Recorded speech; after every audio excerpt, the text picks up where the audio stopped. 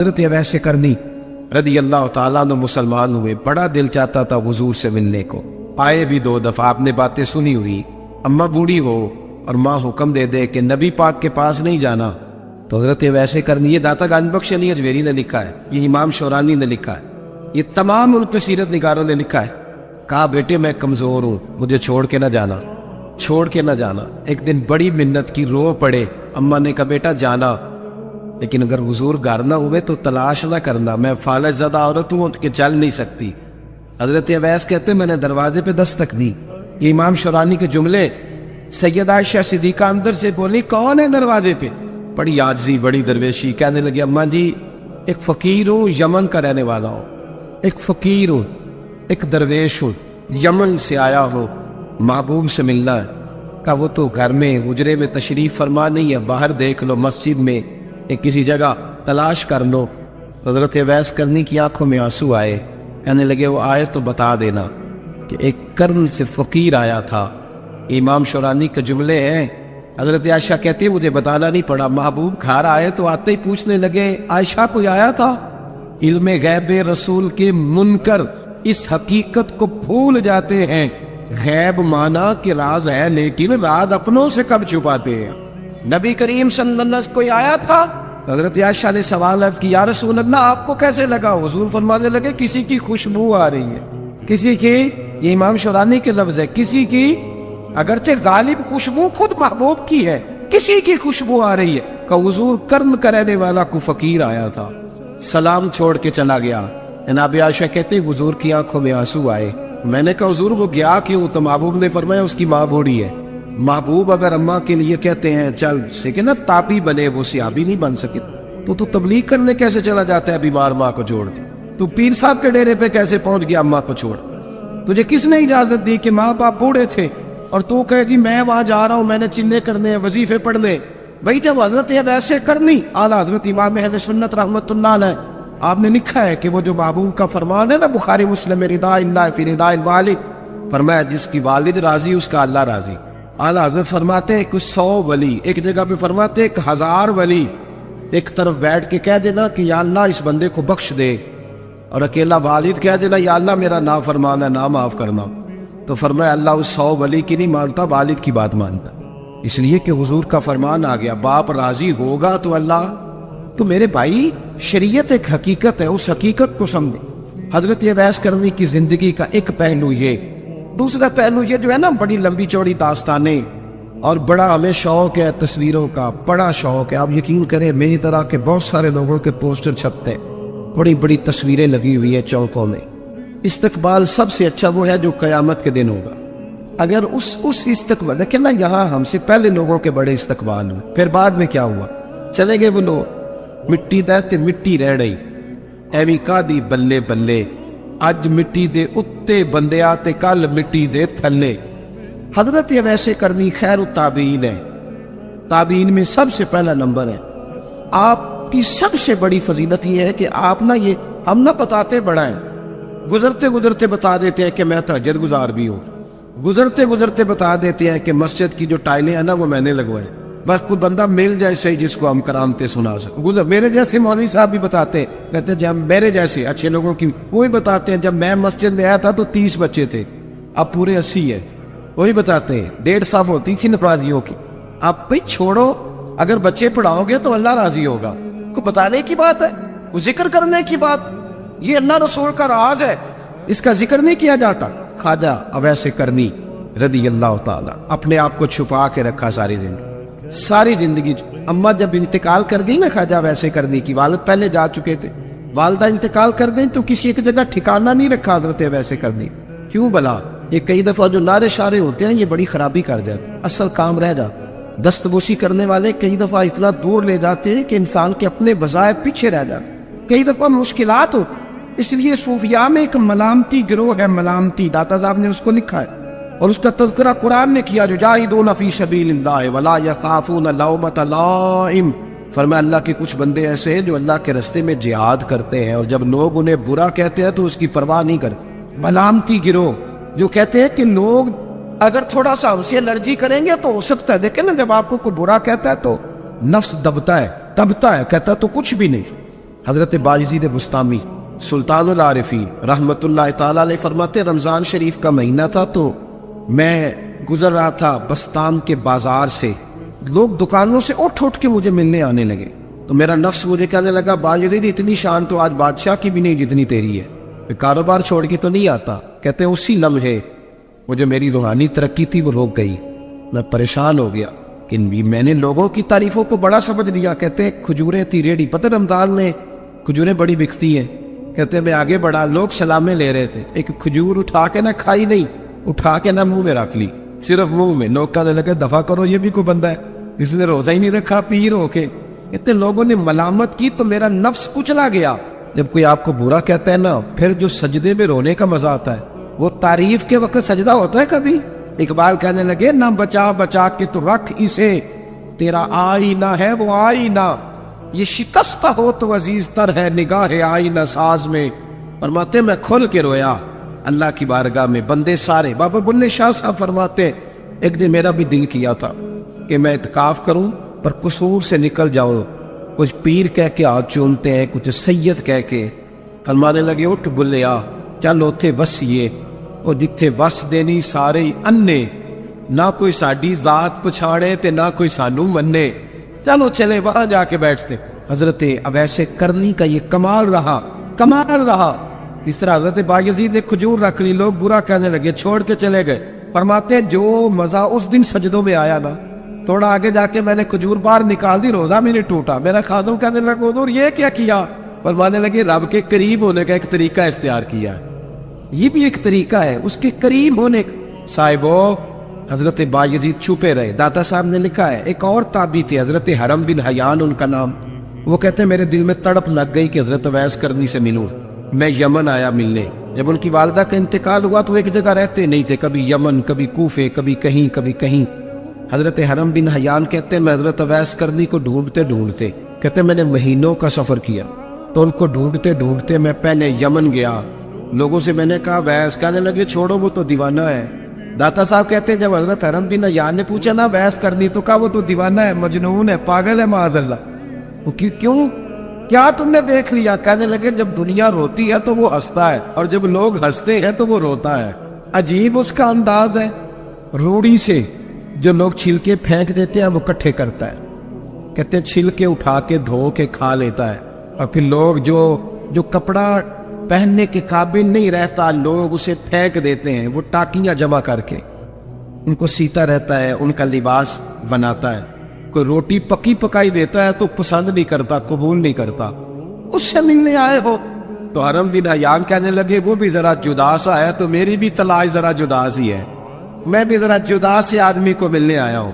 کہنے لگے اس کا گھر بھی کوئی نہیں اپنا، کبھی یہاں ہوتا ہے تو کبھی ڈھونڈ لو تم بھی۔ حرم بن حیان کہتے ہیں میں نے ایک شخص کی منت کی، میں نے کہا بتا دے کہیں دیکھا ہے، تو کہنے لگا وہ کرن سے کوفے چلے گئے۔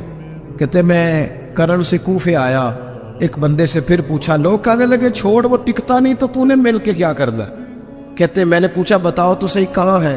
تو کہنے لگے وہ تم سنا ہے حج کرنے چلے گئے، ایام حج ہیں۔ کہتے میں حج پہ چلا گیا، ساری دنیا ملی پر اویس کرنی نہیں ملے۔ پوچھا بھئی کسی نے دیکھا ہے؟ تو ایک شخص کہنے لگا میں نے دیکھا ہے، پر جتنا میں اس کے پیچھے دوڑتا تھا وہ اتنا آگے دوڑتا تھا۔ کہاں گئے؟ کہ مدینہ شریف چلے گئے۔ کہتے میں مدینے آیا تو ملے وہاں بھی کوئی نہیں۔ میں نے کہا اویس اگر آپ کی بے نیازی سچی ہے، کسی سے ملنا نہیں چاہتے، تو میری بھی تڑپ بڑی سچی ہے، میں بھی مل کے چھوڑوں گا۔ کہتے ڈھونڈتے میں پہنچ گیا، پھر دوبارہ کوفے کے قریب نہر فرات جہاں امام علی مقام شہید ہوئے۔ کہتے جب میں پہنچ گیا تو وہ ساری علامتیں، داڑھی ان کی کہیں تھی، گنی نہیں تھی، اور ان کے ہاتھوں پر بس کے نشان تھے، وجود پتلا سا، قد لمبا۔ کہتے وہ جو میں نے ساری نشانیاں سنی تھی وہ مجھے نظر آ گئی۔ وہ نہر فرات کے کنارے وضو کر رہے تھے، جب وہ وضو سے فارغ ہوئے تو چہرہ ابھی پانی کی طرف تھا۔ میں نے کہا السلام علیکم، سلام لی تو پتہ منہ نہیں میری طرف کیا، چہرہ اتر ہی رکھا۔ کہنے لگے وعلیکم السلام یا حرم بن حیان، کن فیکون تے کل دی گل نے، یار تو نے نہیں پیچھا چھوڑا، پہنچ ہی گئے ہو۔ کہتے ہیں میں نے کہا حضور آپ اویس آپ کون ہیں؟ آپ کون ہیں؟ تو کہنے لگے میں وہی ہوں جسے تو کئی مہینوں سے تلاش کر رہا ہے۔ تو میں نے کہا حضور آپ میرا نام کیسے جانتے ہیں؟ یہ کشف المحجوب پڑھ رہا ہوں داتا صاحب، میرا نام کیسے جانتے ہیں؟ تو حضرت اویس کرنی کہنے لگے عرفت روحی من روحی کا، میری روح آپ کی روح کی واقف ہے۔ امام غزالی سے کسی نے کہا تو حضور آپ مجھ سے کتنا پیار کرتے ہیں؟ فرمانے لگے اپنے دل سے پوچھ لے تو کتنا کرتا ہے، بس برابر ہے، پوچھ لے اپنے دل سے تو مجھ سے کتنا کرتا ہے، میں بھی اتنا ہی کرتا ہوں۔ حضرت اویس کرنی کی ملاقات ہوئی تو کہا حضور میں کہاں چلا اور آپ کہاں دوڑے؟ آپ فرمانے لگے یار میں چھپا ہوا ہوں تو مجھے چھپا رہنے دے، میں چھپا ہوا، میں شراب کا مخزن راز تھا اور رہا تھا مدت و راز، یہ تو تیرا شوق کے دید کشا کشا مجھے کھینچ لایا مجاز میں۔ ان کی زندگی تو دیکھو۔ حضرت حرم بن حیان کہتے ہیں میں چند گھڑیاں رکا تو مجھے کہنے لگے جا یار تو کوئی کام کر اور مجھے بھی اپنا کام کرنے دے۔ تو میں نے کہا حضور آپ کیا کریں گے؟ فرمانے لگے گناہ بڑے لمبے ہیں، ذرا معافیا مانگوں گا اپنے رب سے، میں اس کی بارگاہ میں استغفار کروں گا، مجھے ذرا ریت پہ سجدے کرنے دے، تو جا، مجھے شوق نہیں، تو چلا جا۔ حضرت حرم بن حیان کہتے ہیں میں نے کہا حضور میرے لیے دعا کر دے۔ تو جناب اویس کرنی نے ہاتھ اٹھائے، کہنے لگے یا اللہ میری اور اس کی ملاقات جنت میں کرا دینا، یعنی یہ بھی کہہ دیا کہ اب دنیا میں دوبارہ ملاقات نہیں ہوگی۔ کہتے ہیں میں یہ بولنے ہی لگا تھا، کہنے لگا تھا کہ حضور یہاں نہیں ہوگی، تو کہنے لگے چپ کر، جب جنت کی بات جو کر دی ہے۔ ایک اور بات، پیار صرف سامنے رہ کے نہیں ہوتا، بن دیکھا پیار بھی بڑا شاندار ہوتا۔ میرے محبوب نے اس کو بیان کیا۔ میرے حبیب رحمت علیہ السلام فرمانے لگے اپنے صحابہ سے تم نے مجھے دیکھ کے کلمہ پڑھا، تمہیں ایک مبارک، اور جو بن دیکھے میرے نام پر جانے دیتے انہیں 7 بار مبارکباد۔ حضرت اویس کہتے او یار دیکھیں نا، ایک معنی میں حضور نے یہ بھی بیان کیا، ابو داؤد میں موجود ہے۔ محبوب فرمانے لگے صحابہ سے بتاؤ کامل ایمان کس کا ہے؟ یا رسول اللہ نبیوں کا، فرمایا ان پر تو وہی آتی ہے، یہ ایک معنی میں ہے، ورنہ کامل ایمان انہی کا ہے۔ فرمایا بتاؤ کامل ایمان کس کا؟ کہا یا رسول اللہ صحابہ کا، ہمارا۔ نبی پاک نے فرمایا تم نے تو درختوں کو سجدے کرتے دیکھا ہے، ڈوبے ہوئے سورج کو واپس آتے دیکھا ہے، چاند ٹوٹتے دیکھا ہے۔ کہا حضور پھر فرشتوں کا؟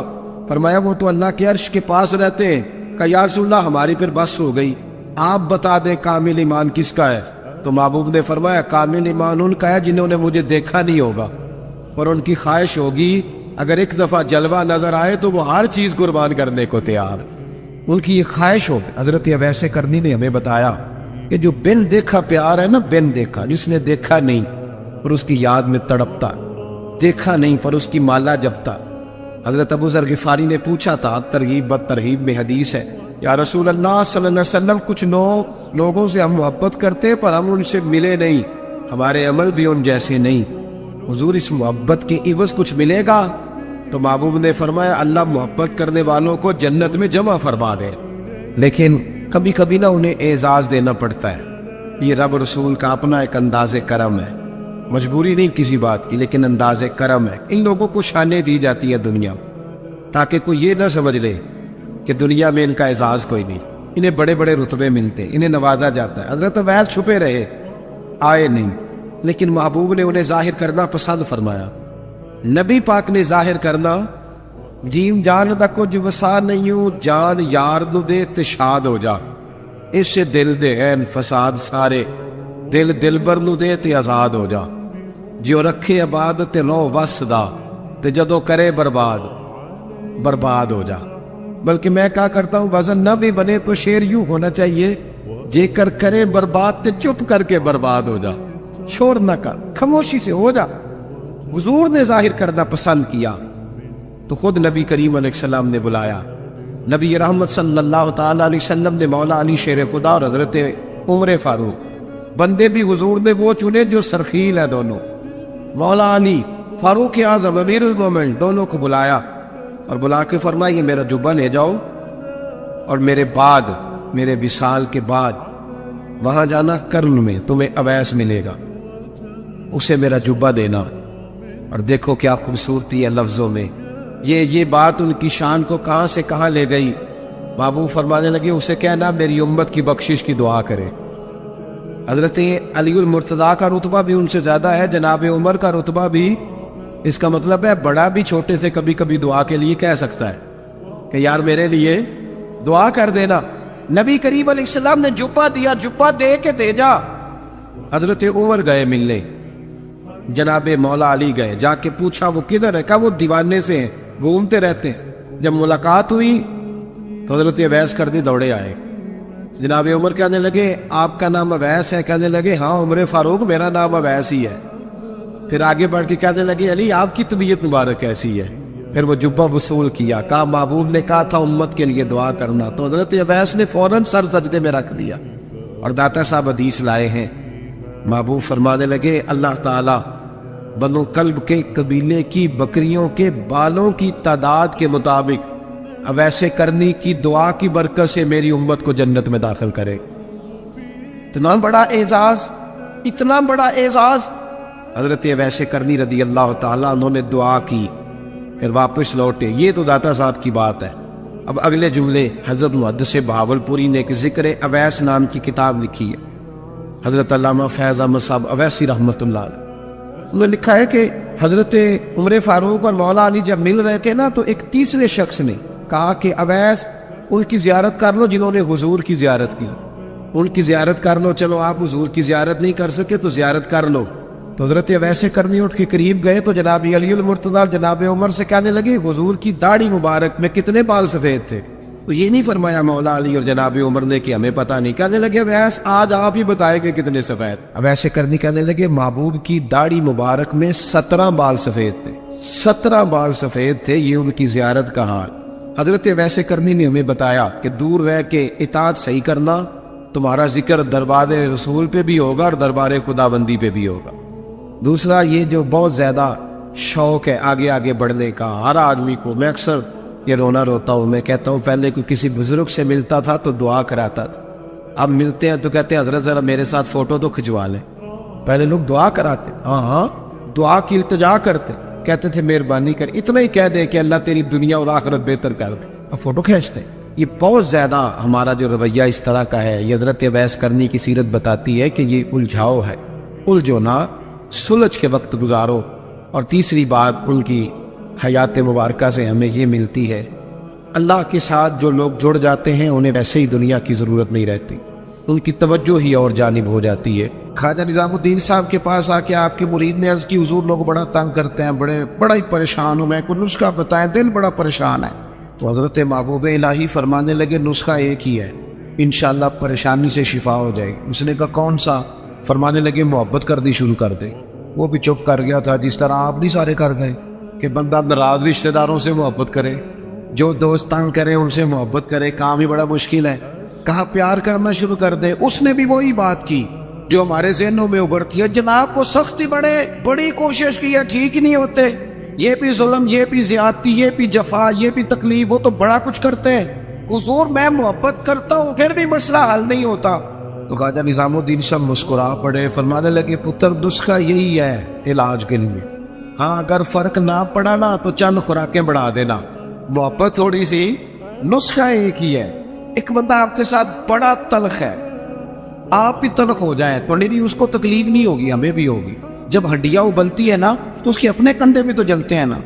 تلخ ہونے سے کوئی سامنے والا تلخی دکھائے تو محبت چھوڑ دینے سے انسان کا اپنا لہجہ بگڑتا ہے، سامنے والے کا کچھ بھی نہیں آتا۔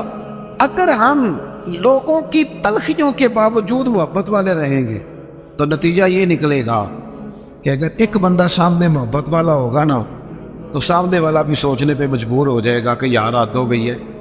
میں دوستوں سے کہا کرتا ہوں جواب دے کے بندہ کسی کو لاجواب نہیں کر سکتا، چپ رہ کے لاجواب بھی کر سکتا ہے۔ کسی نے آپ کے خلاف ایک بات کی، آپ کو 3 کرنی پڑیں گی، آپ 3 کریں گے پھر وہ 6 کر دے گا، پھر آپ کو 12 کرنی پڑیں گی، تو یہ تو معاملہ ختم ہی نہیں ہوگا۔ ایک کی آپ چپ کر دیں، اس نے دوسری کی آپ چپ کر دیں، اس نے تیسری کی، 5 6 کے بعد پتا وہ کیا کہے گا، کہے گا تو میں نے پاگل سمجھنا ہے، میں بولی جانا تو جواب ہی نہیں دیتا۔ اس کا مطلب ہے چپ رہ کے تو بندہ پاگل بھی کر سکتا ہے۔ اتنا لاج او جتن جتن تہار کوئی کھیڑے کدے ہارن بھی کھیڑ فقیرا، یہ تو سارے کرتے ہیں کام، میں نے جیت لا تو فائدہ کیا ہوا، کوئی انوکھا کام بھی تو کر دا۔ جتن جتن تہار کوئی کھیڑے وہ تو ہارن کھیڑ فقیرا، جتن دا مل کوڈی پیندا ہی ہارن دا مل ہیرا۔ کبھی بندہ کہے نا یار میں نے سامنے والے کا قد اونچا کرنا ہے، میں نے ہار جانا، زندگی پیار والی بنائے۔ نبی پاک علیہ السلام تشریف لے جا رہے تھے، حضرت انس بن مالک کہتے ہیں میں ساتھ تھا، صحیح بخاری میں حدیث ہے، حضور نے سرخ دھاری دار چادر اپنے مقدس کندھے پہ رکھی ہوئی تھی، پیچھے سے ایک شخص نے میرے نبی پاک کی مقدس چادر کو پکڑ کے کھینچا، یہاں نہ مقدس گردن پہ نشان پڑ گیا. حضور نے یوں پلٹ کر اس بندے کی طرف دیکھا تو پتہ کیا کہتا ہے؟ کہتا ہے میں غریب آدمی ہوں, کچھ مانگنے آیا تھا. لو یہ صحیح بخاری ہے, یہ ہمارے نبی کا طریقہ ہے. یہاں تو کوئی دروازہ زور سے کھٹکھٹا دے اسے خیرات نہیں ملتی, دھکے ملتے ہیں. کہتا ہے تو قرضہ لینے آیا ہے, دروازہ توڑنا ہے؟ یہاں تو سگے باپ کی سختی برداشت نہیں. والدہ نے اگر کوئی بات دبا کے کرتی تو کہتے میں پابندیاں قبول نہیں کرتا. اس نے چادر پکڑ کے کھینچی, مقدس گردن پہ نشان پڑ گیا. اور کہتا کیا ہے؟ کہتا ہے غریب ہو, کچھ مانگنے آیا ہوں. حضرت انس بن مالک کہتے ہیں لوگوں میں نے منظر اپنی آنکھوں سے دیکھا. جب اس نے کہا نا میں مانگنے آیا ہوں تو میرے قریب رسول نے مسکرانا شروع کر دیا. یہ کمال ہے, یہ کر کے دیکھو. اپنا لہجہ نہیں بدلنا, سامنے والا کوئی بھی ہو. یہ کوئی بات تو نہ ہوئی کہ سامنے بندہ تلخ تھا تو لہذا میں بھی تلخ ہو گیا. نیکی ہوتی ہے, تجارت نہیں ہوتی. اور نیکی ہمیشہ یک طرفہ ہوتی ہے, دو طرفہ نہیں ہوتی. دو طرفہ تو تجارت ہوتی ہے, تو کر پھر میں بھی کروں گا, یہ تو تجارت ہو گئی. نیکی تو یہ ہے کہ تو کر نہ کر, میں مدینے والے کا غلام ہوں, میں ضرور کروں گا. مجھے میرے نبی کا حکم ہے میں نیکیوں کو تجارت نہ بنائے, ورنہ تو انتظار کرو گے کہ سامنے والا کرے تو میں کروں. حضور مسکرائے اور قربان جاؤں. وہ تو آیا تھا نا مانگنے کہ دو چار چیزیں مل جائیں تو بات بن جائے گی. اللہ کے رسول صلی اللہ تعالی علیہ وسلم فرمانے لگے 2 پہاڑیوں کے بیچ جتنی بکریاں کھڑی ہیں ساری اس فقیر کو دے دو. اپنے انداز میں تھوڑی محبت لائیں, اپنے لہجے میں تھوڑا سا نا پیار لائیں. ہم پیار کرتے ہیں پر جہاں مطلب ہوتا ہے. گاہکوں سے پیار بالکل ٹھیک ہے, جن سے لین دین کے معاملات ہیں ان سے ناراض ہو گئے آپ لوگ, غلط بات کر دی ہے. اللہ آپ کو سلامت رکھے, میں صحیح کہہ رہا ہوں.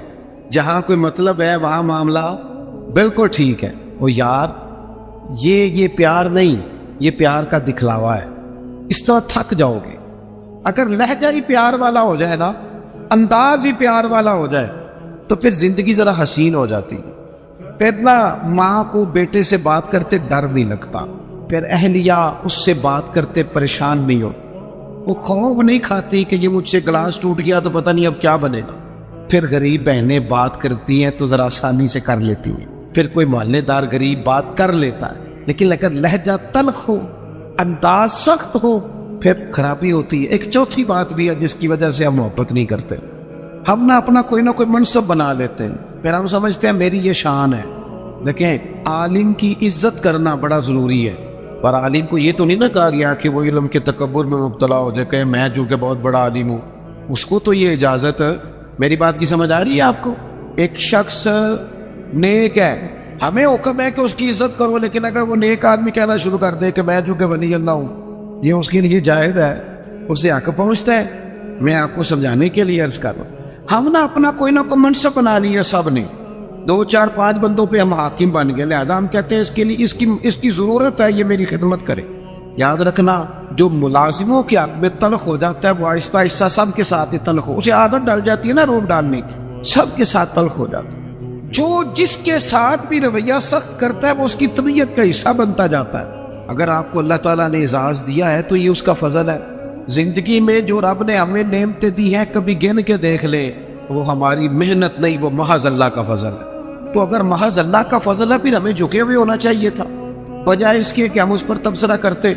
کسی بندے کے پاس اگر کوئی ملازم ہوتا ہے نا, اس کے پاس اگر ڈرائیور رکھنے کے پیسے ہوتے ہیں, تو آج کل ماحول یہ بن گیا کہ میرا ڈرائیور نہیں رکھا ہوتا, پھر خواہش ہوتی ہے کہ میری گاڑی کا دروازہ بھی یہی بند کرے, یہ اٹھے اور میرے سارے کام یہی بندہ کرے.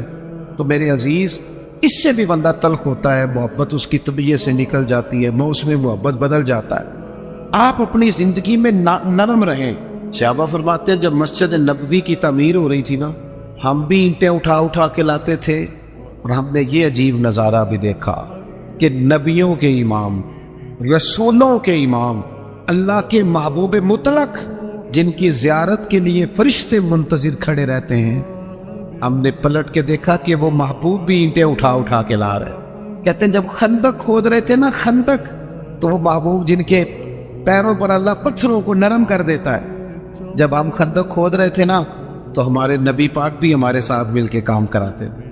اپنی زندگی میں اللہ اعزاز دیتا ہے, لیکن اگر آپ اپنوں کے ساتھ مل جل کے رہتے ہیں تو محبتیں فروغ پاتی, پیار بڑھتا ہے. حضرت عمر بن عبدالعزیز رحمۃ اللہ علیہ بادشاہ تھے, تو رات کے وقت ایک خادم آپ کو خدمت کے لیے دیا گیا تھا. اور جو لوگ یہاں نا ہمارے میں پڑھ رہا تھا علامہ عبد المصطفیٰ ذری صاحب رحمۃ اللہ علیہ بہت بڑے عالم تھے, تو وہ حزب اللہ ناف تقریر کرنے آئے تو فرمانے لگے مجھے نا بڑا لمبا عرصہ ہو گیا ہے, 30-35 سال 40 سال ہو گئے حدیث پڑھاتے. کہنے لگے میرے ہزاروں شاگرد ہوں گے. لیکن اگلی بات پتہ انہوں نے کیا کی؟ کہنے لگے ہزاروں ہیں پیار کرنے والے, پر اللہ کا شکر ہے میں اپنے جوتے خود اٹھا لیتا ہوں. میں اپنے جوتے, یہ مرض لگ جاتا ہے بعض اوقات بندے کو کہ کوئی جناب آئے اور میرا چونکہ اعزاز ہے, یہ چیز بھی انسان کو محبت سے دور لے جاتی ہے. حضرت عمر بن عبدالعزیز ایک ملازم آپ کو دیا گیا تھا, رات کو آپ کے پاس رہتا تھا خدمت کے لیے. تو رات کو کچھ لوگ بھی آئے ہوئے تھے آپ سے ملنے کے لیے. تو جناب عمر بن عبدالعزیز رحمۃ اللہ تعالیٰ علیہ تشریف فرما تھے, کوئی کام ہو رہا تھا, وہ غلام کی ڈیوٹی تھی خدمت میں رہنے کی. جوان آدمی تھا, تھک گیا, دیوار سے ٹیک لگائی اور بیٹھا بیٹھا سو گیا. اب وہ تو چراغ جل رہا تھا نا محفل میں, وہ جلتے جلتے جلتے جلتے وہ چراغ گل ہو گیا. حضرت عمر بن عبدالعزیز نے اس غلام کی طرف دیکھا تو وہ تو سو رہا ہے. اسی بھلا کیا کھید ہے, یہ پیسے کہڑی گل دے لینا ہے, انہوں پھر تنخواہ نہیں دی تھی, اسی وقت ہی لوگوں کو یاد آ جاتا ہے. وہ سو گیا. حضرت عمر بن عبدالعزیز نے اس کو سویا ہی رہنے دیا. اٹھے, چراغ میں خود تیل ڈالا, بتی لگائی, اسے روشن کیا, دوبارہ آ کے بیٹھ گئے. وہ جو بندہ ملنے آیا ہوا تھا نا, اس نے وہی بات کی جو آج کل سارے کرتے. کہنے لگا حضور یہ پیسے کس کام کے لیتا ہے, سو گیا ہے, تنخواہ کس کام کی لیتا ہے؟ حضرت عمر بن عبدالعزیز کہنے لگے کام چور بھی نہیں, سست بھی نہیں, روز ڈیوٹی ٹھیک کرتا ہے. آج ذرا بیچارے کی آنکھ لگ گئی, کو رات دیر سے سویا ہوگا یا کوئی تھک گیا ہوگا, کوئی حرج نہیں, انسان پر کبھی کبھی نیند غلبہ بھی کر لیتے, یہ گنجائش دینی چاہیے انسانوں. کہا سو گیا کوئی حرج نہیں. وہ بندہ پھر کہنے لگا نہیں آپ کو خود اٹھ کے جانا پڑا ہے. وہ بعض لوگ تو بالکل پسند ہی نہیں نہ کرتے, وہ جناب آپ کو جانا پڑا ہے. تو حضرت عمر بن عبدالعزیز اس کی پریشانی کو دیکھ کے ہنس پڑے, فرمانے لگے تو پریشان نہ ہو, میں جب اٹھ کے گیا تھا تب بھی عمر بن عبدالعزیز ہی تھا, اور چراغ جلا کے آیا ہوں پھر بھی عمر بن عبدالعزیز ہی ہو. میرے لہجے میں کوئی اس کے لیے سختی آئی کوئی حرج نہیں. کبھی اگر میاں صاحب کو گھر میں چائے خود بنانی پڑ جائے نا, کوئی حرج نہیں. کسی وقت کام کرنا پڑ ہی جاتا ہے, گھر والے بیمار بھی ہو سکتے ہیں. کسی وقت اگر انہیں صرف کھانا ڈال کے لانا پڑ جائے تو کوئی تکلیف والی بات. کیا یہ باتیں لوگوں کو سنانے کے لیے ہے کہ نبی پاک علیہ السلام اپنا کام خود کر لیا کرتے تھے, سارے کام اپنے دست مبارک سے کر لیتے؟ میری بات پر توجہ ہے آپ حضرات کی؟ تو اپنی زندگی کے اندر محبت لائیں, تھوڑا پیار لائیں. اور ایک بات آخر میں اور آپ کو سمجھانی ہے, محبت جب تب ہوگی جب ہم نہ دوسروں کے جذبات کا بھی خیال رکھیں گے. نیند کیا صرف مجھے آتی ہے, کسی اور کو نہیں آتی.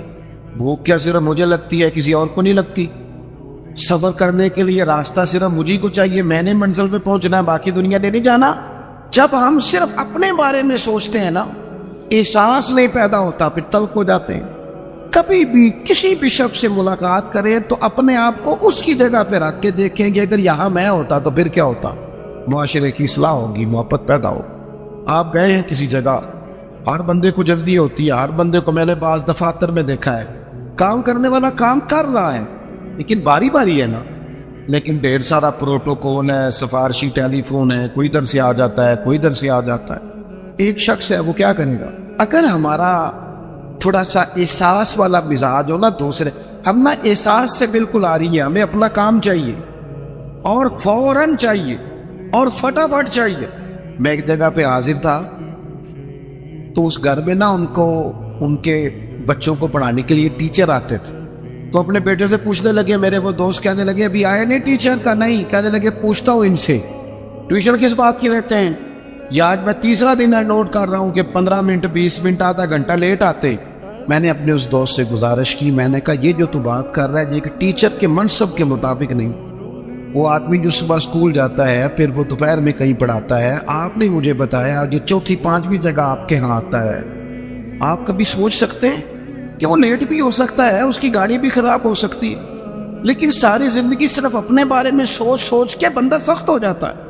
جب تک جذبات احساسات دوسروں کے بارے, حضور نماز پڑھا رہے ہیں, نماز مسلمانوں سنو اور یاد رکھنا, خدا را یاد رکھنا. اللہ کرے آپ موبائل کم چلائیں اور میری بات زیادہ سنیں.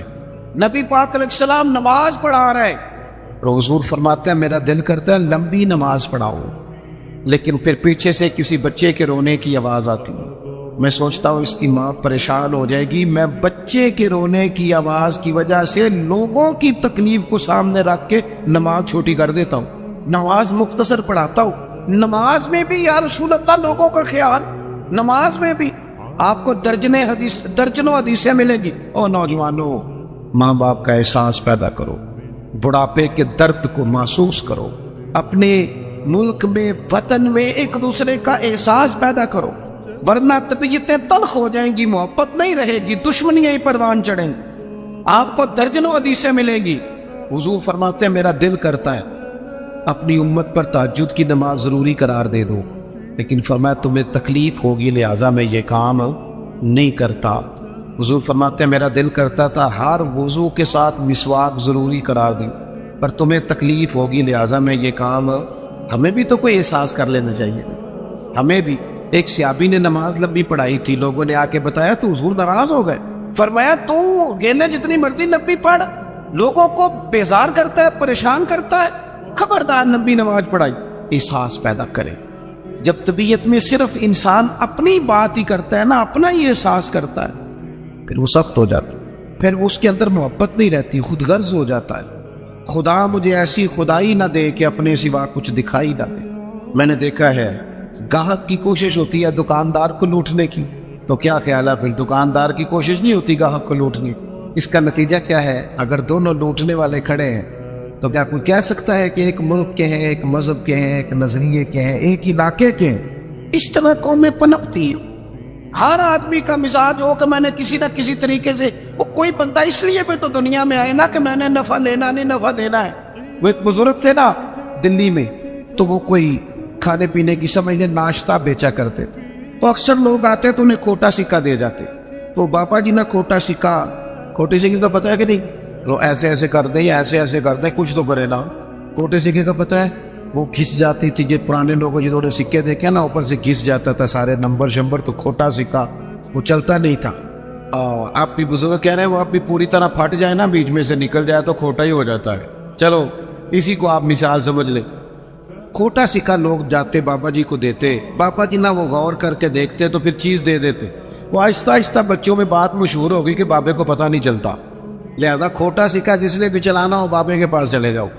تو وہ بابا جی وہ لوگ نہ کھوٹا سکہ دینے لگے، بات بننے لگی، کافی سارے دن میں کھوٹے سکے 4 5 6 آ ہی جاتے، چپ کر کے رکھ لیتے۔ اللہ اکبر۔ ایک دن بابا جی کا بیٹا کھڑا تھا دکان پہ، کھوٹے سکے والا ہے تو اس نے کہا چل لے جا، دوڑ جا۔ بابا جی کہنے لگے چل پتر دے دو چیز کو یہ رکھنے۔ تو وہ کہنے لگا بابا جی بہت سارے لوگ روز آپ کو کھوٹے سکے دے جاتے ہیں۔ فرمانے لگے پتر تیرا کیا خیال ہے؟ مجھے پتہ نہیں، اسی کسے دے کچھ نہیں لگ دے نہ کوئی ساڈا دردی۔ کہا آپ کو پتہ ہے؟ فرمانے لگے مجھے پتہ ہے کھوٹے دے جاتے، پر میں سوچتا ہوں کسی اور کو بھی تو انہوں نے فریب دینا ہے، چلو میرا گزارا ہوتا ہے باقی مسلمان بچ جائیں۔ ایک میرے دل میں یہ خیال ہے کہ کسی اور کو بھی تو یہ کسی اور کو داغ لگائیں گے تو چلو میں لگوا لیتا ہوں، پتہ نہیں میرا تو کام چلتا ہے، کسی اور کا پتہ نہیں چلے نہ چلے۔ اور دوسری بات کہنے لگے ایک وجہ اور بھی ہے، اور وہ وجہ بیان کرتے رو پڑے، اور کھل کے روئے، اور رج کے روئے، اور تڑپ کے روئے۔ کہنے لگے میں اس لیے بھی کھوٹے سکے لے لیتا ہوں کہ قیامت کے دن جب رب کی بارگاہ میں حاضر ہوں گا تو میں عرض کروں گا مالک میں نے ساری زندگی تیرے بندوں سے کھوٹے سکے وصول کیے ہیں، میں بھی کھوٹا سکہ ہی ہوں، مہربانی کردہ مجھے بھی قبول کر لے، میں بھی کھوٹا ہی ہوں۔ کسی کا احساس تو پیدا کریں، لیکن اگر طبیعت میں احساس ہی نہیں، مزاج میں، پھر اندر کا موسم ٹھیک نہیں۔ ہم کاش ہمارا مزاج خیر خائی کا ہو۔ میرے نبی پاک نے فرمایا میرا سارا دین ہی خیر خائی۔ اگر مزاج خیر خائی کا بن جائے تو میرا سارا وطن ایک دوسرے سے پیار کرنے لگے۔ یہاں کوئی وہ ایک صاحب میرے پاس بیٹھے تبصرہ کر رہے تھے، جوتے بناتے ہیں ان کا کارخانہ ہے، کہنے لگے فلانی شے بھی ٹھیک نہیں ملتی، فلانی بھی۔ میں نے ان سے کہا آپ تبصرے چھوڑیں، آپ جوتا صحیح بنایا کریں، آپ اپنا کام ٹھیک کر کے کریں تاکہ کم از کم جوتا جلدی نہ ٹوٹے، قوم کا ایک بھلا تو ہونا۔ ہم اگر اپنا کام ٹھیک کرنے لگے نا احساس پیدا کر کے تو ملک میں بڑی خیر آ جائے، لیکن ہم تب احساس پیدا کریں۔ حدیث پاک سناتا ہوں آپ خوش ہو جائیں گے، پھر انشاءاللہ دعا کرتے ہیں۔ سیدہ طیبہ طاہرہ حضرت عائشہ صدیقہ رضی اللہ تعالیٰ عنہ فرماتی ہے، یہ ذرا احساس والی بات سننا۔ کہتے ہیں ایک دن حضور علیہ السلام نے مجھ سے فرمایا عائشہ جب تم مجھ سے راضی ہوتی ہو پھر بھی مجھے پتہ چل جاتا ہے، اور جب کسی بات میں ناراض ہوتی ہو پھر بھی پتہ چل جاتا ہے۔ تو کہتے ہیں میں نے جلدی سے عرض کی حضور مجھے میری ماں روئے میں اور آپ سے ناراض، تو حضور فرمانے لگے بتاؤں پھر؟ بڑا کمال سرکار کا آج موڈ مبارک ہے، بتاؤں یا رسول اللہ بتائیے۔ حضور فرمانے لگے کبھی کبھی قسم اٹھاتی ہو؟ یا رسول اللہ اٹھاتی ہوں۔ فرمایا جب تم خوش ہوتی ہو تو کہتی ہو مجھے محمد عربی کے رب کی قسم صلی اللہ علیہ وسلم، اور جب تمہارے دل میں کوئی بات ہوتی ہے پھر کہتی ہو حضرت ابراہیم کے رب کی قسم، پھر ان کا نام لے کے قسم۔ سیدہ عائشہ صدیقہ کہتی ہیں میری تو حالت عجیب ہو گئی، منظر وجد والا ہو گیا۔ میں نے کہا یا رسول اللہ قربان جاؤں آپ اتنا خیال کرتے ہیں، کوئی لفظ کیا بول رہا ہے اور اس کے لفظوں میں درد کیا ہے؟ ایک تو ہمارے ہاں تو یہ مسئلہ نا احتجاج کر کے اپنی بات منوانی پڑتی، اور یہاں حالت یہ ہے کہ حضور جملوں سے پہچان گئے، لفظوں سے پتہ چل گیا کہ آج ماحول کے یا رسول اللہ اتنا خیال کرتے ہیں۔ او دوستو ہمارے اپنے تڑپ گئے، پر ہمیں صرف اپنا خیال ہے، اپنی روٹی کا، اپنے کپڑوں کا، اپنی نیند کا، اپنے موبائل کا، اپنے یاروں کا۔ چھوڑ تھوڑی دیر کے لیے چیزیں، پہلے تو میں بچوں کو منع کرتا تھا، اب میرا دل کرتا ہے میں بڑوں سے کہوں کہ تھوڑی دیر موبائل چھوڑ یار، بچوں سے بھی حال چال پوچھ، اپنے بچوں سے بات چیت کر، اپنے گھر والوں سے بات۔ اب سیانے بندے سے کہنے کو دل کر، احساس ہی ختم ہو گیا۔ اقبال کہنے لگے دل کے لیے موت ہے موت، دل کے لیے موت ہے یہ مشینوں کی حکومت۔ احساس مربت کو کچل دیتے ہیں آلات، اتنے سارے سنگی آئے ہو۔ میرے محبوب کی یہ حدیث یاد رکھنا۔ سیدہ کہتی ہیں میں نے کہا حضور آپ اتنا خیال کرتے ہیں، اور پھر کہنے لگی یا رسول اللہ مجھے اللہ کی قسم میرے لبوں سے آپ کا نام ہی جاتا ہے، میرے دل میں آپ ہر وقت موجود رہتے ہیں۔ دوستو احساس والی زندگی پیدا کریں، طبیعت میں دوسروں کے لیے احساس لائیں۔ اگر تھوڑا تھوڑا احساس ہونے لگ جائے نا تو ایک بات یاد آ گئی کر جاؤں، حضرت مولانا ضیاء الدین صاحب مدنی قطب مدینہ رحمۃ اللہ علیہ، وہ نا مدینے کے کپڑے والے کے لیے ہر روز دعا کرتے تھے، تاجر تھا کوئی اس کے لیے روز دعا کرتے، اکثر یاد کرتے، دعائیں دیتے اسے اکثر۔ تو لوگوں نے کہا حضور ماجرا کیا ہے؟ فرمانے لگے میں نا مدینہ شریف کے ایک دکاندار سے میں نے کچھ کپڑا لیا تھا، میں درزی کے پاس گیا تو اس نے کہا یہ تھوڑا ہے، کوئی ایک دو گاز اور لائے پھر آپ کا لباس بنے گا۔ کہتے میں دوبارہ عصر کے بعد اس سے کپڑا لینے گیا تو وہ سامنے پڑا تھا، تو مجھ سے کہنے لگا سامنے والی دکان سے لے لیں۔ کہتے میں نے اسے کہا سامنے پڑا ہے میں تجھے لے کے گیا ہوں دیکھ۔ کہنے لگا حضرت مہربانی کریں سامنے والی دکان سے لے۔ کہتے میں تھوڑا سا اس سے ناراض ہوا، میں نے کہا یار آتے ہوگی تجھ سے کپڑا خریدا سامنے پڑا ہے تو تو دے کیوں نہیں دے رہا؟ تو کہتے اس نے نا بڑی محبت سے میرے ساتھ بات کی، کہنے لگا حضور بات یہ نہیں ہے کہ میں کسی تکبر میں ہوں، مسئلہ یہ ہے کہ میں نے صبح سے کافی بکری کر لی ہے، سامنے والے کا ایک گاز بھی نہیں بکا، تو سبزی تو اس نے بھی لے کے جانی ہے نا یار، بچے تو اس کے بھی انتظار کر رہے ہوں، اگر مہربانی کرو نا آپ کپڑا اس سے خرید لو، اس سے کپڑا خرید لو، تو اس کا نتیجہ یہ ہوگا کہ وہ بھی بیچارہ اپنے گھر چل، کاش میں صرف اپنے گھر میں روشنی نہ کروں، مجھے سب کے گھروں کا فکر لگ جائے۔ رب کریم نے فرمایا کیا تم سمجھتے ہو کہ ہم نے تمہیں بیکار پیدا کیا، اور کیا تم سمجھتے ہو کہ تمہیں لوٹ کر ہماری طرف آنا نہیں؟ اللہ تبارک و تعالیٰ نے بہت ساری حکمتوں کے تحت بہت ساری کرم نوازیوں کے ساتھ انسان کو تخلیق فرمایا۔ ہم پر انسانی کمزوریاں غالب آ جاتی ہیں، بہت ساری سستی، بہت ساری غفلت طبیعت میں پیدا ہو جاتی ہے، راہ چلتے چلتے بہت ساری جگہوں پہ ہم الجھ جاتے ہیں، نتیجہ یہ نکلتا ہے کہ کچھ وقت جو قیمتی ہوتا ہے اسے ہم بیکار ضائع کر دیں، اور پھر اس بیکار وقت ضائع کرنے کے اتنے عادی ہو جاتے ہیں کہ صحت مند لوگ بیمار ہو جاتے ہیں، جوانوں کو بڑھاپا آنے لگتا ہے، پھر فرصت کے لمحات مصروفیت کی طرف بڑھ جاتے ہیں، یہاں تک کہ زندگی اپنے اوقات پورے کر کے موت کی طرف بڑھنے لگتی ہے۔ لیکن وہ بلا وجہ کی غفلت، لا یعنی، بے معنی، بے مقصد باتیں، اپنے آپ سے زیادہ دوسروں کے معاملات میں الجھاؤ کا شکار رہنا، غفلتوں کا شکار رہنا، اپنا حساب کرنے کی بجائے ساری دنیا کا حساب کرتے رہنا، انسان نقصان کی طرف چلا جاتا ہے۔ اللہ کریم نے فرمایا تم کیا سمجھتے ہو تمہیں بیکار پیدا کیا؟ اپنے آپ کو بلا وجہ کمزور کر لینا، بلا وجہ کہہ لینا میں تو ایک ناکام آدمی ہوں، میں تو آگے بڑھ ہی نہیں سکتا، میں تو ایک گاؤں کا رہنے والا ہوں، میں تو وہ کوئی میرے وسائل نہیں ہیں، میں کچھ بھی نہیں ہوں، بلا وجہ اپنے آپ کو کمزور کر لینا، سمجھ لینا کہ شاید وہ کسی نے کہا تھا کہ میں کسی شخص سے بیزار نہیں ہو سکتا کیونکہ ایک ذرہ بھی تو بیکار نہیں۔ اللہ تعالیٰ نے لقد خلقنا الانسان فی احسن تقویم، اس نے خوبصورت تقویم پر انسان کو پیدا کیا، اعلیٰ درجے کی، اس کو الذی خلقک فسواک فعدلک فی ای صورت ما شاء رکبک، کتنا حسین کر کے انسان کو بنایا ہے، اس کے اندر صلاحیتیں رکھی ہیں، سوچنے سمجھنے کی طاقت دی ہے، اس کو فہم و فراست دیا ہے، اچھے بھلے کی تمیز، اچھے برے کی تمیز فطرت میں رکھ دی۔ اللہ کرے آپ موبائل تھوڑا استعمال کریں، میری بات پہ توجہ کریں، دعا کی ہے، آمین تو کہہ دیں، دعا مانگی ہے کہ اللہ کرے آپ کی توجہ زیادہ میری بات پہ رہے۔ یہ فطرت میں رکھ دی چیز۔ ہم کیا کرتے ہیں؟ ہم اپنا وقت بیکار ضائع کرتے ہیں۔ بہت ساری جگہوں پہ انسان کو چلتے چلتے سپیڈ بریکر کا سامنا کرنا پڑ جاتا ہے، پر وہاں رک جانا تو کوئی عقل مندی نہیں ہے۔ انسان کو بہت ساری جگہوں پہ کسی مقام پہ سستانے کے لیے رکنا پڑتا ہے، لیکن وہی ٹھہر جانا، سفر ہی چھوڑ دینا۔ زندگی جد و جہد والی ہونی چاہیے، اعمال والی ہونی چاہیے، کچھ نہ کچھ انسان کو کرتے رہنا چاہیے۔ غیر ذمہ دارانہ گفتگو، غیر ذمہ دارانہ وقت کا ضیاع اور بلا وجہ کا الجھاؤ جس کا کوئی مقصد نہیں، جن چیزوں کی بالکل ضرورت نہیں، ان باتوں میں دلچسپی اور ہر وقت مفت کا الجھاؤ۔ نبی پاک علیہ الصلوۃ والسلام سے جب پوچھا گیا نا خوبصورت مسلمان کون ہوتا، تو نمازی بھی بڑا خوبصورت ہوتا ہے۔ ایک احرام میں ایک بولی بولتے ہوئے ایک میدان میں لبیک لبیک کہنے والے حاجی بھی بڑے ہی خوبصورت ہوتے ہیں۔ اللہ کی بارگاہ میں بیٹھ کر اس کی بارگاہ سے بیت اللہ کے سائے میں دعائیں مانگنے والے بھی بڑے حسین ہوتے ہیں۔ اللہ کی کتاب سامنے رکھ کر صبح سے شام تک اس کو یاد کرنے والے، تلاوت کرنے والے حافظ بھی بڑے حسین ہوتے ہیں۔ علماء کی بھی بڑی بات، سخی کی بھی بڑی بات، ماں باپ کی خدمت گزار کی بھی بڑی بات۔ لیکن یا رسول اللہ صلی اللہ تعالی علیہ وسلم اپنے مفہوم کے لحاظ سے اور اعزازی خصوصیات کے لحاظ سے خوبصورت مسلمان، جس پر مسلمان کی تعریف صادقہ ہے، خوبصورت مسلمان کون ہوتا ہے؟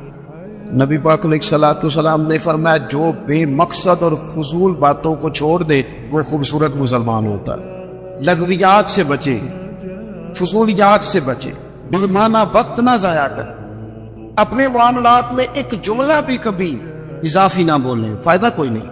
آپ مختصر جامع زندگی گزاریں، آپ اپنے آپ کو قیمتی سمجھیں، اپنے وجود کو قیمتی سمجھیں۔ آپ دیکھیں نا، انسان کو اللہ تعالیٰ نے اشرف المخلوقات بنایا، تسخیر کائنات اس کے ذمہ لگائی، اس نے پروے اعظموں پر حکومت کر کے دکھائی۔ انسان کہاں سے اٹھا اور پھر اس نے ہواؤں میں اڑنا شروع، انقلاب آ گیا۔ اور پھر جب یہ مسلمان ہے، جب یہ مومن ہے، پھر تو اس کا کمال یہ ہے کہ ابھی نیکی کرتا نہیں، صرف نیکی کا ارادہ کرتا ہے، اللہ اجر عطا فرما بھی دیتا۔ لیکن جو صبح سے شام تک نیکی کا ارادہ بھی نہ کرے، جو پروگرام ہی نہ بنائے، جو اچھا گمان بھی قائم نہ کر سکے، جس کے تصورات باوضو ہی نہ ہو، جو اپنے خیالات کے اندر خوش عقیدگی نہ لا سکے، اس نے کیا اپنے معاملات پر توجہ دی جائے اور اپنے وقت کو ضائع کرنے سے بچایا جائے، امور خیر میں جدوجہد کی جائے، کوشش کی جائے، اپنے آپ سے کوئی کام لیا گیا۔ دیکھیں، ہم چاہے نہ چاہے، ہم تیار ہو یا نہ ہو، ہماری عمر روز بروز بڑھتی ہے، ہمارے کام رہ گئے تو رہ گئے، لیکن دن، سال، مہینے روز گھٹتے ہیں۔ ہم چاہے نہ چاہے، لیکن وقت ریت کی طرح ہمارے ہاتھوں سے گزر جاتا ہے۔ اچھے بھلے تندرست لوگ ہوتے ہیں، پھر وہ ہلکی ہلکی دردیں جسم میں شروع ہوتی ہیں، کمزوریاں آنے لگتی ہیں۔ جو کام ہم گھنٹوں بیٹھ کے، میں خود کبھی توفیق ہوتی تھی تو کئی صفحوں کی کتاب ہے، تو بیٹھے ہیں تو وہ دل کیا ہے کہ ایک نشست میں پڑھ دیں گے۔ اب یہ ہے کہ کوئی تھکن محسوس ہوتی، اب یہ ہے کہ کچھ کیفیات اور طرح کی ہوتی ہیں۔ وقت کے ساتھ ساتھ انسان کی قوا اعضاء اس طرح کے تھوڑی رہتے، اس کو چاہیے کہ جب اس کو صحت ملی ہوئی ہے، تندرستی ملی ہوئی ہے، عافیت ملی ہوئی ہے، فرصت ملی ہوئی ہے، تھوڑے وقت میں زیادہ کام کرے۔ ہمارے ہاں ڈھیر سارا طبقہ ہے جو اپنے آپ سے کام ہی نہیں لیتا، اپنے آپ اقبال کہنے لگے عجب نہیں کہ خدا تک تیری رسائی ہو۔ ایک یہ انوکھا نہیں تو اللہ تک پہنچ جائے، رب اپنے بندوں کو اپنی معرفت عطا کرتا ہے، وہ دیتا ہے وہ رستہ۔ کہنے لگے عجب نہیں کہ خدا تک تیری رسائی ہو، پر تیری نظر سے تو پوشیدہ ہے آدمی کا مقام، تو بندے تک نہیں پہنچ سکا۔ تو جو کہا من عرف نفسہ فقد عرف ربہ، تو پہلے اپنے آپ کو تو پہچان نہ، اپنے آپ سے کوئی کام تو لے۔ اچھا میں دیکھتا ہوں ایسے چھوٹی چھوٹی دنیا بنا کے نا، چھوٹی چھوٹی سیاست میں سارا وقت ضائع، یعنی اپنی تعریفیں لوگ کرتے رہتے، شکر ہے اللہ کا جی اتنی دیر ہو گئی فلانا کام کر رہا ہوں، شکر ہے جی میں نے یہ بھی کر دیا، بڑا کہو بھائی تو رہنے دینا، یہ کسی اور کو کہنے دے، تو کام کر، تو جدوجہد کر، تو ہمت کر، تو آگے بڑھ، تو سال نہ گنوا تیرے گزر گئے، یہ زمانہ بعد میں گنتا رہے گا، یہ لوگ بعد میں حساب کرتے رہیں گے کہ اعلیٰ حضرت بریلوی نے 1000 کتاب لکھی، عمر کتنی تھی، پڑھنے میں کتنا وقت گزرا، لوگوں نے نکال لیا کہ ہر روز 3 گھنٹے تو ان کے لکھنے کے بنتے، اور بعد میں دنیا نکالنے کی کس نے کتنا کام کیا۔ تو ڈیوٹی کر، تو کام کر، جدوجہد کر۔ ہم میں سے جو لوگ بھی ناکام ہو جاتے ہیں نا، وہ کہتے ہیں کہ میں فلانے کی وجہ سے ناکام ہو گیا، فلانا بندہ اگر میرا ساتھ دے دیتا، فلاں اگر سپورٹ کرتا۔ یہ دنیا کا سب سے بڑا جرم ہے کہ انسان اپنی کوتاہیاں دوسروں کے گلے ڈالے، سب سے بڑی ناکامی یہ ہے۔ ہم سستیاں کرتے ہیں، غفلتیں کرتے ہیں، بوجھ دوسروں پہ ڈال دیتے ہیں۔ دنیا میں جہاں بھی ہم ناکام ہوتے ہیں نا، رب تو کسی کو ناکام کرتا ہی نہیں، ہم اپنی کمزوریوں کی وجہ سے، احساس ذمہ داری نہیں، پڑھنے والا پڑھتا نہیں وقت پہ، پڑھانے والا وقت پہ پڑھاتا نہیں، ڈیوٹی کرنے والے ڈیوٹی نہیں وقت پہ کرتے، ہم ناکام ہو جاتے، وہ دوسروں پہ ڈال دیتے ہیں۔ اپنی زندگی میں جہاں بھی کمزوری رہ گئی ہے، جہاں بھی کہیں ہم سے غفلت ہو گئی ہے، اس کو دیکھیں، غور کریں، کس مقام پر ہم سے کوتاہی ہوئی ہے، کہاں ہم بھول گئے، کہاں معاملہ ایسا تھا جو گڑبڑ ہو۔ میں صبح ادارے کے ایک استاد صاحب سے عرض کر رہا تھا، میں کہہ رہا جن لوگوں نے قربانی کرنی ہے نا اور جانور لانے ہیں، انہوں نے آج بارش نہیں دیکھی، جہاں آج منڈیاں تھی نا وہاں فل رش ہے۔ 1 مہینہ پہلے وہ صبح اٹھے وقت پہ چلے گئے، لیکن یہ سستی ہے نا طالب علم کی، وہ کہتا ہے آج بارش ہے لہذا میں نے نہیں جانا۔ اللہ ماشاءاللہ کچھ استاد کہتے ہیں آج میں نے اسکول نہیں جانا، ادارے نہیں جانا، آج بارش ہے۔ وہ دیکھے مزدوری کرنے والے نے صبح کوئی انکار کیا کہ میں نے منڈی نہیں جانا؟ سبزی منڈی جانے والا منڈی گیا ہے، جو مال والی منڈی جانے والا تھا وہ بھی وہاں پہ۔ آپ اپنے کام سے جان نہیں چھڑائیں۔ حضرت عثمان غنی رضی اللہ تعالیٰ عنہ فرماتے بڑی کڑاکے کی گرمی تھی اور دھوپ بڑی شدت والی تھی، اور جتنے مدینہ منورہ میں لوگ تھے وہ اندر سے دروازے بند کر کے نا کواڑ سب آرام فرماتے۔ دوپہر میں ماحول بن جاتا ہے، اور ویسے بھی دوپہر کو کچھ دیر آرام کرنا نبی پاک علیہ السلام کا طریقہ ہے مبارکہ بھی ہے، تو لوگ آرام کر رہے تھے۔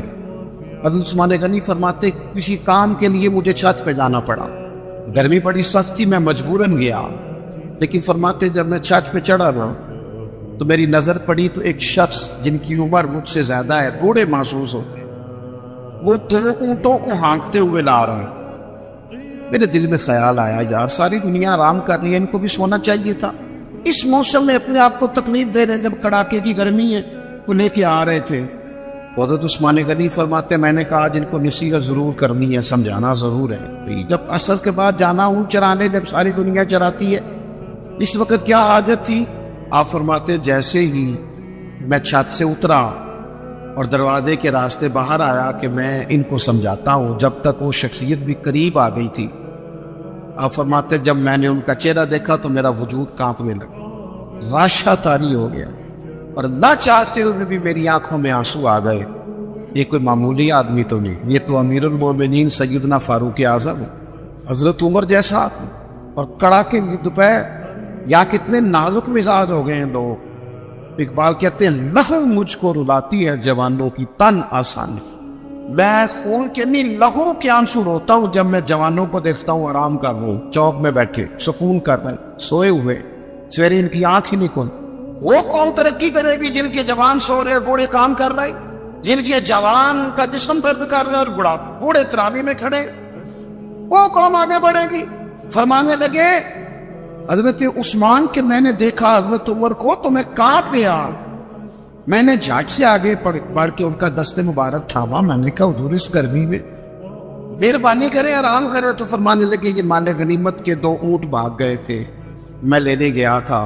حضرت عثمان غنی رضی اللہ تعالیٰ عنہ عرض گزار ہوئے، اگرچہ وہ بڑا پیار کرنے والے تھے، لیکن حضرت عمر رضی اللہ تعالیٰ عنہ کو دیکھ کے عرض کرنے لگے حضور کسی غلام کو حکم فرما دیتے، یہ کام کر دیتا۔